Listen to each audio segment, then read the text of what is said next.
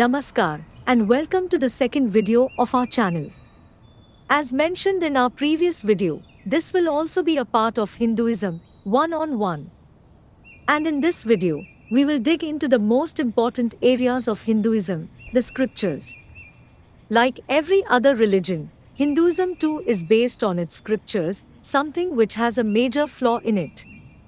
What is the flaw in the scriptures? We will inform you later in this video. Before that, we will explain what the scriptures are all about. Hindu scriptures are distributed into two categories: Shruti and Smriti. Going by modern day definition, Shruti means what is heard or listened, while Smriti means what is remembered. Does it make any sense to you? If yes, then congratulations, because you have a fair amount of idea about ancient India. If not, then you must first understand how ancient India functioned. And more importantly, how knowledge was transferred in ancient India. The knowledge in ancient India was controlled by a group of wise men called sages. These sages were given the highest position in society. The boundaries of kingdoms are not applicable to them. They can travel anywhere, and wherever they set foot, the rulers of that land take up the responsibility to look after them. All the people, whether rich or poor, come to them for their advice. So, what did the sages do to get such high respect? The answer is to store knowledge. Something that a modern-day librarian does. Interesting, isn't it? A job of a librarian is considered as the most honorable job in ancient India. Nowadays the internet can do this thing and librarians are losing their livelihood. So, what is the secret ingredient that makes the ancient sages honorable, something which the current day librarian lacks? The answer lies in how knowledge was transferred in society. In ancient India, the knowledge transfer was maukhik as opposed to current day, where it is mostly Likhit. Maukhik means oral, while Likhit means written. The question is why knowledge transfer in ancient times were oral and not in writings. After all, message transfer using words were in writings. Thus, they knew how to write. But then, why was the knowledge transferred orally and not in writing? The answer is responsibility. In today's world, nobody takes responsibility. Not even taking responsibility of teaching engineering to a terrorist who ended up blowing World Trade Center. But in ancient India, the teachers were taking complete responsibility of their students' actions. And therefore, for their own self-respect, they ensure that the knowledge is transferred to the right person only. They not only choose their students after a lot of scrutiny, they also ensure that the knowledge didn't fall into the wrong hands. This is why they make sure that the knowledge transfer is never in the writing, as written knowledge can be easily stolen. Now that it is clear why the knowledge transfer was oral. So, when did the system change to Likhit? For this, we have to look at the events towards the end of Mahabharata, where the main protagonist Sri Krishna made a series of changes. And all the changes were to prevent a person of Kali Yuga from using the high-profile knowledge of previous Yuga. Topping the list was the curse on Gayatri mantra, so that nobody can unlock the true potential of this mantra.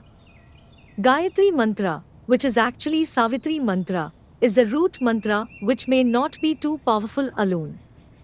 But, when used as a catalyst with other mantras, it powers that mantra, taking it to extreme levels, which can be easily misused. By locking the Gayatri mantra, Sri Krishna prevented a person of Kali Yuga from using the dangerous levels of all the mantras. And this includes the mantra to enhance memory. Without the memory mantra, a person cannot remember the vast number of Hindu scriptures, and ultimately the Vedic knowledge will be lost. To prevent this, Sri Krishna then ordered Ved Vyas to write the entire scriptures, so that the people can use these writings to keep the Vedic knowledge alive. In addition to this, he put a spell on Ashwatthama, so that nobody could see or hear him, not even Kali Yuga.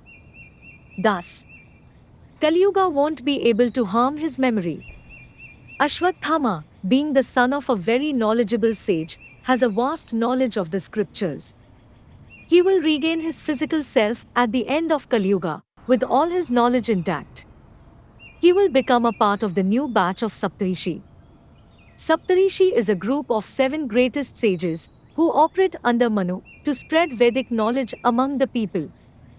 The Manu and Saptarishi will be explained in detail in our future videos. For now, let us know that Vedic knowledge will return after Kali Yuga through Ashwatthama. But in Kali Yuga, keeping the Vedic knowledge intact is a tough task because the memory is shrinking due to Kali Yuga's influence. The memory mantra, without the aid of Gayatri mantra, cannot counter this effect. Therefore, Ved Vyas's writings were widely accepted, making Likhit as the new norm. But there is a catch. The writings are not permanent and are lost, stolen or damaged within a few decades. Therefore, the civilians rewrote the scriptures over and over again. And here the concept of Shruti and Smriti comes into picture. When a scripture is written on the dictation of a sage, who was an expert on that particular scripture, then it is called Shruti. That's why Shruti are the scriptures which is heard. When a scripture is written, in the absence of a sage, and the writer tries to recall the contents from his or her memory, it is called Smriti.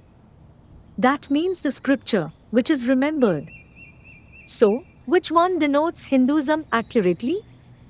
The Shruti or the Smriti? The answer is simple. Shruti. How? Let us look at a real-life example. All of us might have read Seva's theorem in our school days. But how many can write the entire theorem in their 40s or 50s? Only those people who have taken mathematics as a profession can write. Rest all, who have chosen any other profession, will find it difficult to recall all the steps of the theorem. Now, if a non-mathematics professional is asked to write the steps of Seva's theorem, how will he write? Either he goes to a mathematics professional and writes the steps after hearing from him, or he writes it down from his own memory. Now, the theorem, written in the presence of the mathematics professional, will be far more accurate than the theorem, which is written from memory. This is Shruti and Smriti in a nutshell. Now we will look into the contents of Shruti and Smriti.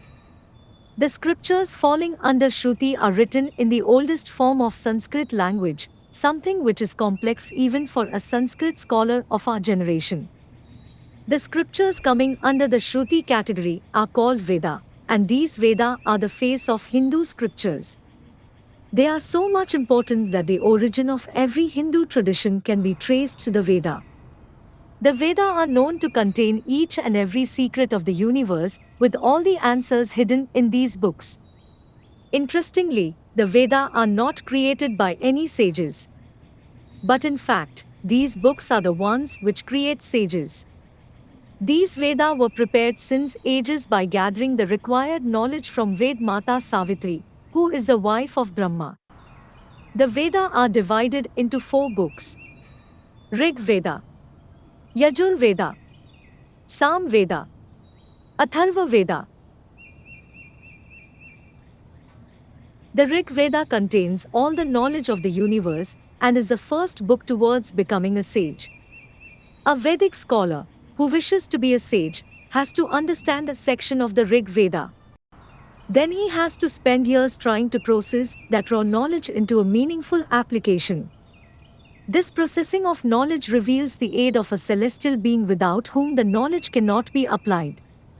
This book demands a high intelligence from its user. The Yajur Veda mentions how to impress the celestial, so that he would empower the Vedic scholar to apply the knowledge of the Rig Veda. For this, the scholar has to perform the rituals mentioned in the Yajur Veda to please the celestial. This is the most difficult phase, and most of the scholars are stuck in this phase forever. This book demands a strict devotion from the scholar. The Sam Veda mentions how to apply the knowledge after receiving the required power from the celestial being. For application of the knowledge, the hymns mentioned in the Sam Veda are used. Sam Veda will guide the scholar on how to apply the knowledge in different scenarios. Like Ashwatthama put the Brahmastra in a small blade of grass and threw at Arjuna, while Arjuna put the same Brahmastra inside an arrow and fired at Ashwatthama. The same knowledge of Brahmastra was being used on different items. And it is possible because of different hymns mentioned in Sam Ved. It is not just about the hymn which is spoken in the mouth, but also the hand movement and mental invocation of the celestial that makes it possible to apply the knowledge. This book demands a high mental focus from the scholar. It is only after mastering these three Vedas, a Vedic scholar finally ends up becoming a sage. Hence, the knowledge of a sage is present in these three Vedas, and together they are called Trayi Vidya, which means threefold knowledge. It is important to note that the Atharva Veda is not a compulsory book for becoming a sage. Only those sages who show interest in becoming a teacher or a medic require Atharva Veda. The Atharva Veda mentions how the knowledge can be transferred to a student who didn't have time to study the Vedas. There is always some amount of risk present in Atharva Veda, as the knowledge transferred to a person with evil mindset ends up misusing it. The undeserving ones, who stole the Vedic knowledge and misuses them, are branded as witches. Hence, a Atharva Vedic teacher has to be extremely careful about how the knowledge is being passed, and to whom it is passed, and to what extent it can be passed. Each and every Vedas are divided into 4 subsections. The first section of all the Vedas are the Samhitas, and these are the basic knowledge of the Veda. The knowledge is extremely complex, and it requires a great effort to understand them. But the reward for unlocking the secrets of the Samhitas is too great. An advanced Samhita scholar, who can apply the knowledge of the Samhitas, is able to perform miraculous acts. Like creating fog to reduce the visibility to 0. Or creating a human clone out of the saliva present in a kush. Or even locking an entire river inside a small kamandal. It is these Samhitas which make Vedas so important that they are treasured, even though a normal human cannot understand it. An expert on the Samhita is called Rishi, and finding a Rishi in current days is almost impossible. The most used knowledge of the Vedas are the Brahmanas, which are the wordings of an expert while performing a Vedic ritual. The hymns read by a Vedic scholar during a marriage or during a puja are part of Brahmanas.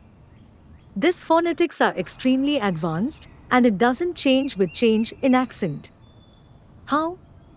Let's understand it by taking 5 priests from all the 5 different parts of India. A Tamil priest from south. A Gujarati priest from west. A Bengali priest from east. A Kashmiri priest from north. And a Varanasi priest from central India. They all carry their regional phonetics while speaking modern-day language. However, when they start reciting the Brahmanas, the boundaries of their region dissolves, and all of them sing the Brahmanas in one accent. This happens because Brahmanas are heavily dependent on the vibration they produce while singing. It is less about the meaning of the words, and more about the vibrations created while saying those words. Hence, the Brahmanas are never translated to local language, but are always recited in Sanskrit, because the vibrations will alter with change of the words to local language. Therefore, these phonetics are far more ancient than the world-famous Angkor Wat. And because of the importance of these Brahmanas in every ritual, the ones who sing them are given a very high status in society. These singers are called Brahmins, and society give them a position which is even higher than the rulers of that land. Next in line of Vedas are the Aranyaka, which provide the information on human actions and ideal way of living without being a burden on the society.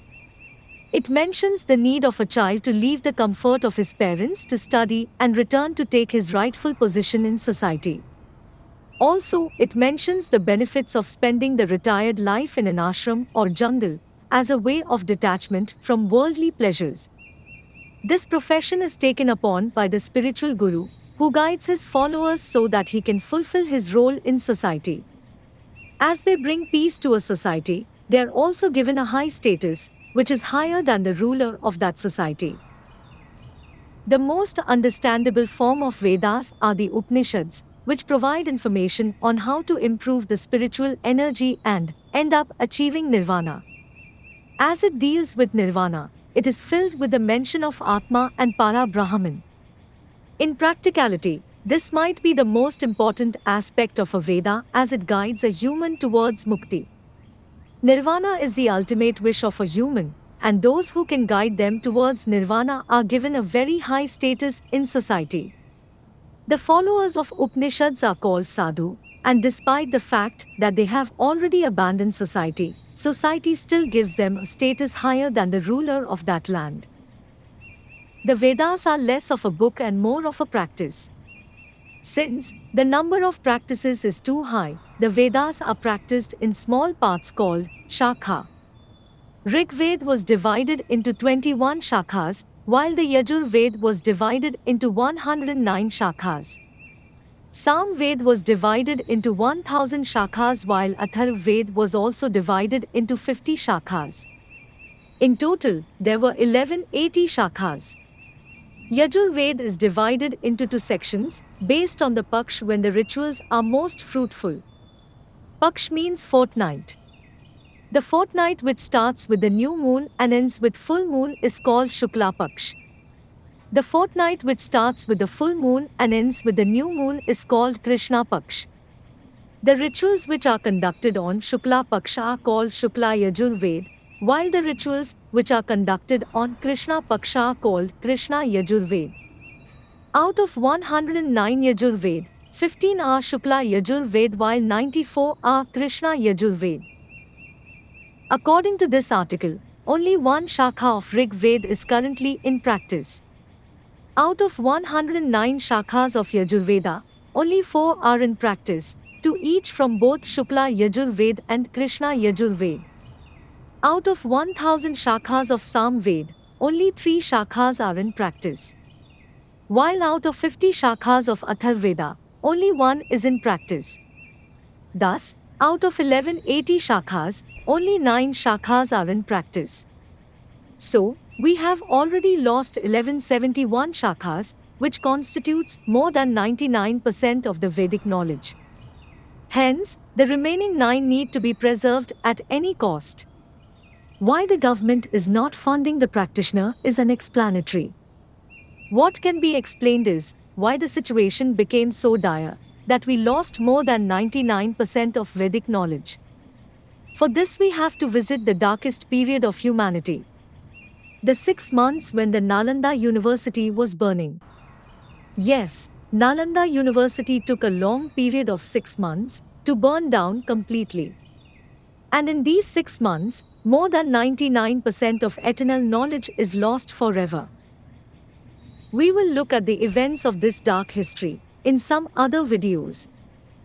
For now, we will move to Smriti. These are the scriptures which are not written in the presence of the sages. When a scripture is lost or damaged, it is rewritten by people who try to remember the contents. If you have played the Chinese whisper game, you will know how the meaning of the sentence changes by the time the message is passed to the last person of the group.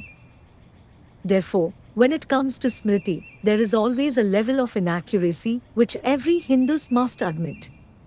Hindus have to be extremely smart while following the Smriti scriptures, as the original Smriti is long lost, and we are just reading the duplicates which might be corrupted. So, which parts need to be believed, and which parts can be discarded? The thumb rule is, we will believe the events as long as they don't conflict with other books or with reality. One cannot discard the events because they seem illogical. Because what is illogical now might be logical in future. Like, the birth of Balram and Sri Krishna in Mahabharata seemed illogical a few decades earlier. Why? Because Balram was passed into the womb of another queen, while Krishna was born via surgery without killing the mother. Both seemed illogical, but today both gestational surrogacy and C-section delivery are being performed, which proves that the process is possible. Hence, it will be immature decision to discard the events based on the current knowledge of science. So, when can we discard the events of Smriti? Only when a more accurate book confirms that they didn't happen.